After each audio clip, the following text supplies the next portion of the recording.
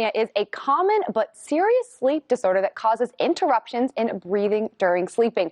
Joining us today to talk about sleep apnea is Dr. Juliet Bulnes-Newton of Sleep Apnea Solutions, Tampa. Welcome, Dr. Juliet. Thank you for having me. So sleep apnea, I know I said a little bit about it in the intro, but clinically, what is it? Well, when you fall asleep, if your airway collapses, basically you don't have any oxygen that enters your body and therefore not going to your brain. It's when the muscles collapse or the tongue drops back into your airway and cuts off the airway. So what's sort of, obviously that's not good, but what happens when that happens? Well, a lot of things can happen, but when you do not have oxygen to your brain, you can increase your risk of many things such as stroke and heart attack. Those are usually the biggest issues as far as immediate issues.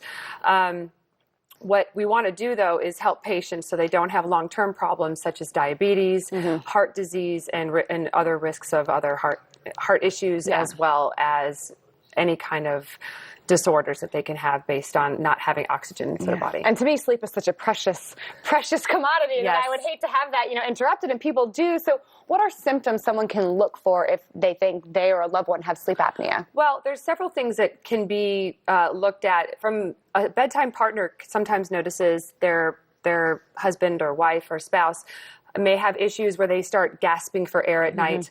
Sometimes snoring is something that they notice, and it actually can be part of sleep apnea. But for a patient themselves, they may notice excessive daytime sleepiness. They may notice that they want to take a nap often throughout the day, or they just don't feel rested in general. They can also have a spiked heart rate throughout the day. They could have issues with blood pressure, and things like that would be something they would want to talk to their physician about. Okay. Are there certain populations that are more at risk to develop sleep apnea? Well, sleep apnea does not discriminate. Okay. However, there are certain populations. It is known that men tend to have sleep apnea more than women, but over 100 million people in the United States are walking around undiagnosed with sleep apnea. And that's dangerous for all those reasons that you said. Okay, so if we think we have it, how are we diagnosed even? Well, you want to see a sleep physician. Okay. I've never heard of a sleep physician. A board-certified sleep physician is usually a pulmonary physician, or they can be specialized in cardiology, but mostly pulmonary physicians are the physicians that they want to see. They'll recommend and they'll diagnose them through a sleep study. So they'll have a sleep study done either in their home or in a sleep lab, which will tell them if they have any sleep disordered breathing issues. And how do we treat then those issues? The first line of treatment for sleep apnea is a CPAP.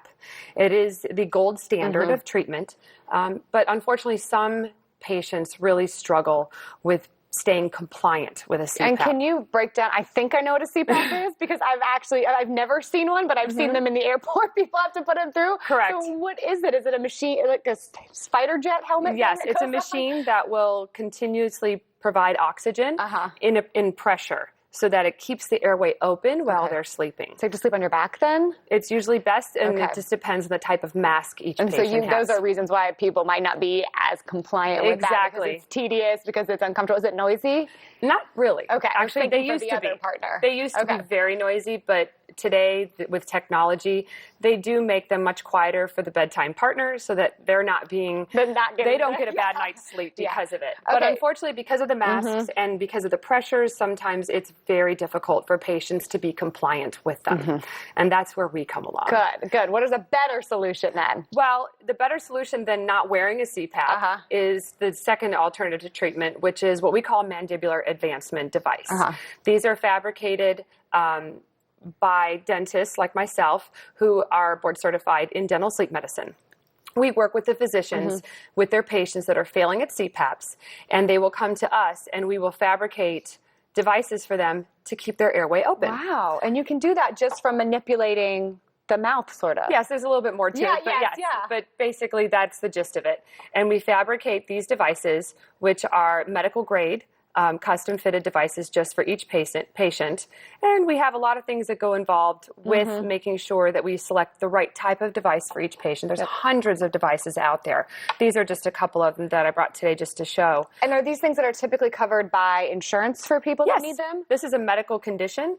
So this is a medical treatment. Good. And it is covered by their medical insurance. Awesome. As well as Medicare. This is not something that's covered by dental insurance. Okay. Well, this has been great information, really eye-opening for me, and I feel like I learned a lot. and I hope you guys out there did too. And if you would like more information, you can visit sleepapneasolutions.tampa.com. Thank you, Dr. Juliet. Thank you for having me. Stick around, guys. We'll be right back with more Bloom.